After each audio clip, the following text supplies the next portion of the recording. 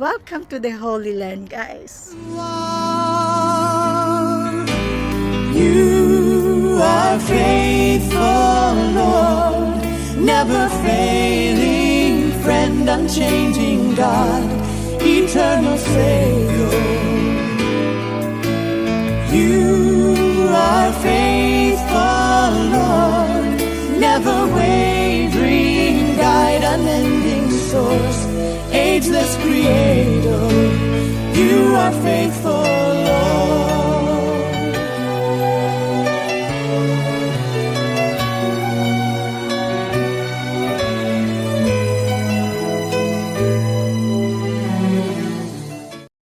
Hello beautiful people! What's up mga Kabs? Welcome back to my channel! Thank you so much for being here again. Today is our day 4 of our pilgrimage to the Holy Land. If you're new here, you may also watch our vlog from day 1.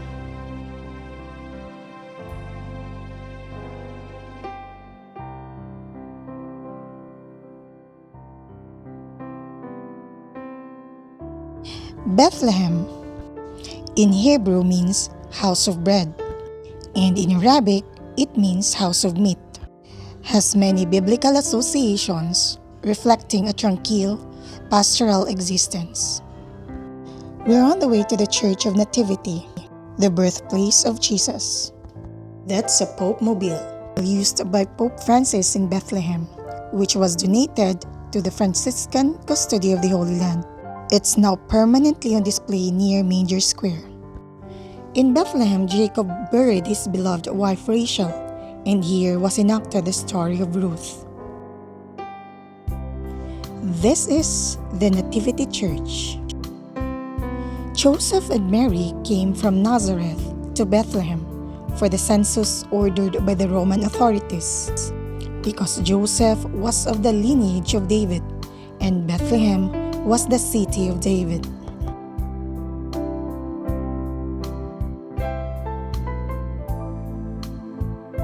This is the main entrance to the church. A small rectangular doorway less than 5 feet in height, called the Door of Humility. In order to pass through this door, pilgrims and visitors are forced to bow down as they enter the church. The fact that visitors and pilgrims have to bow down in order to enter the Basilica of the Nativity has a theological significance. That is, we must humble ourselves in order to approach God.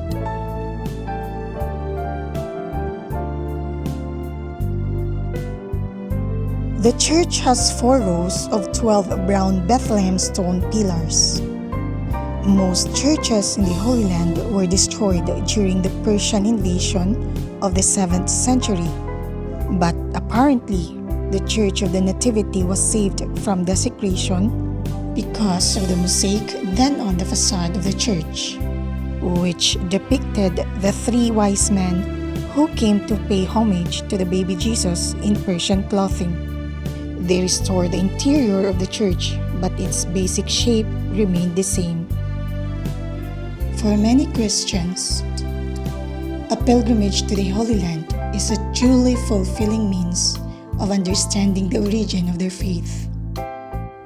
To read about it in the Bible is one thing, but to travel on foot and see everything with one's own eyes is another experience altogether.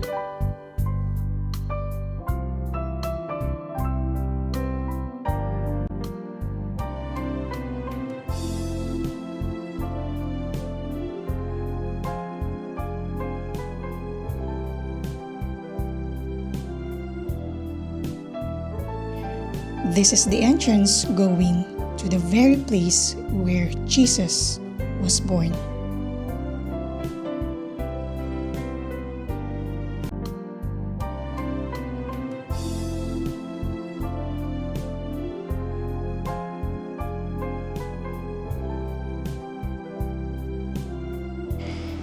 This is one of the most moving experiences of my life. To be at the very spot where Jesus, my King, was born of flesh and came into our world. I was indeed emotional. Just thinking about how fortunate I was to be there. Thank you, Jesus.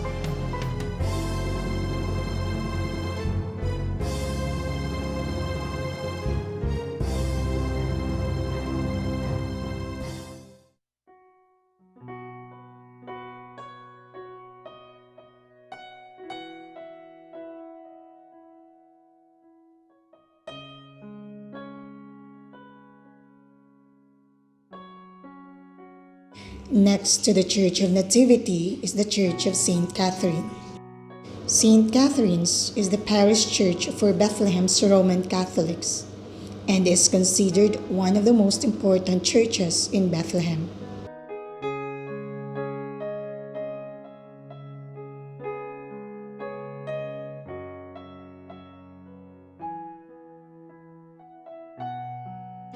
There is a complex of caves underneath the church. Inside the church are the Chapel of St. Joseph and the Chapel of the Innocents. This is the cave of St. Jerome. St. Jerome is believed to have lived there in the late 4th and early 5th centuries and worked on the translation of the Greek and Hebrew manuscripts to compile and create the Latin Vulgate Bible. We have celebrated this day's Holy Mass here.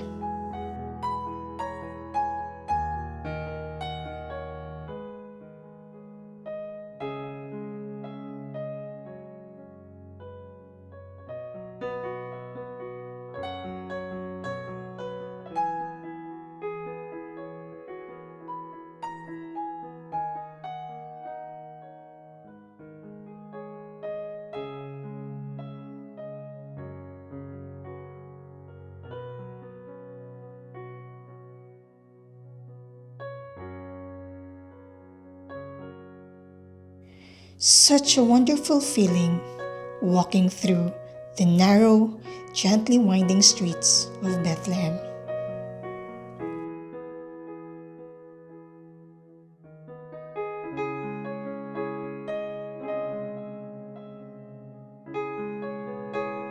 Approximately 5 minutes away from the Nativity Church is the Milk Grotto. The Milky White Church of the Milk Grotto is a Franciscan chapel built over the cave in which the Holy Family sheltered during the flight to Egypt. A statue of the Virgin Mary breastfeeding her new baby sits serenely above the grotto entrance. It's said that the Holy Family sought refuge here during the massacre of the innocents by King Herod.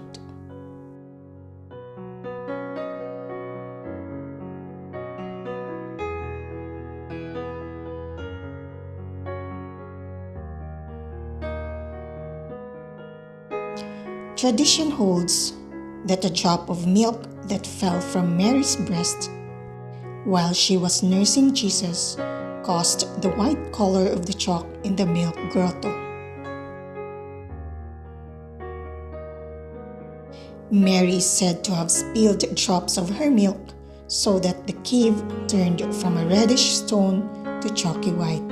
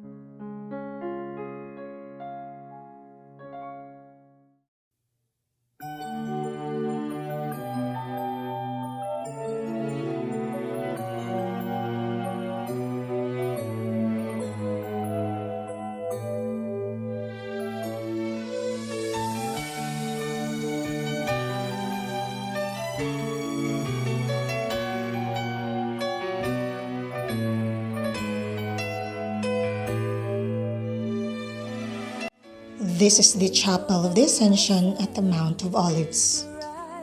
Traditionally holds the site of Christ's ascension to heaven 40 days after his resurrection. And this is the Golden Gate in Jerusalem. In Jewish tradition, the Messiah will enter Jerusalem through this gate, coming from the Mount of Olives. Christians and Muslims generally believe that this was the gate through which Jesus entered Jerusalem. The story of Jesus in Gethsemane may be the most important passage in all of the Gospels. It is here that Jesus is most human. It is here that Jesus is most vulnerable. And it is here that Jesus is most courageous. After his Last Supper with his disciples, Jesus went to the Garden of Gethsemane. With heartache and desperation, he cried out for his Father to intervene. If it was his will, Luke 22 verse 42, Jesus said, "Father, if you are willing, remove this cup from me. Yet not my will, but yours be done." Can you picture him there beneath the olive trees in the moonlight? Can you hear his weeping? He sat there in Gethsemane and he prayed. He prayed for another way out. He prayed in anguish. He prayed as a man who could feel pain, who would be hurt by betrayal, who would be scarred by the scourge, and would bleed when nails were driven into his arms and legs. He prayed as a man who knew that if he would follow God's will, he would be charged, convicted, mocked, humiliated, abandoned, and nailed to a cross. Knowing all of this full well, he prayed, "Not my will, but yours." This is the Basilica of Gethsemane, also known as the Church of All Nations, next to the Garden of Gethsemane. The interior is kept dark and solemn by violet blue alabaster windows. To emphasize Christ's anguish, beneath the altar is a rock believed to be where Jesus sat as prayed. According to tradition, here Jesus prayed the night of his arrest after celebrating the Last Supper. The Church of the Sepulchre of Saint Mary, also known as the Tomb of the Virgin Mary, is a Christian tomb in the Kidron Valley at the foot of Mount of Olives in Jerusalem. It is believed by the Eastern Christians to be the burial place of Mary, the mother of Jesus.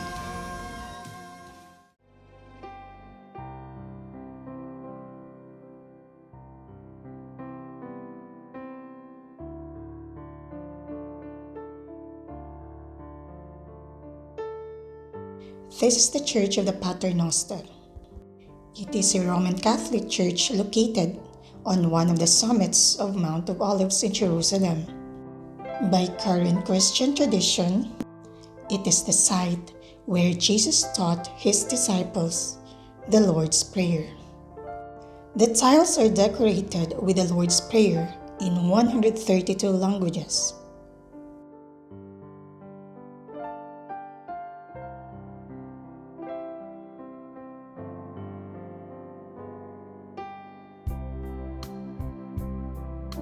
That's all for now.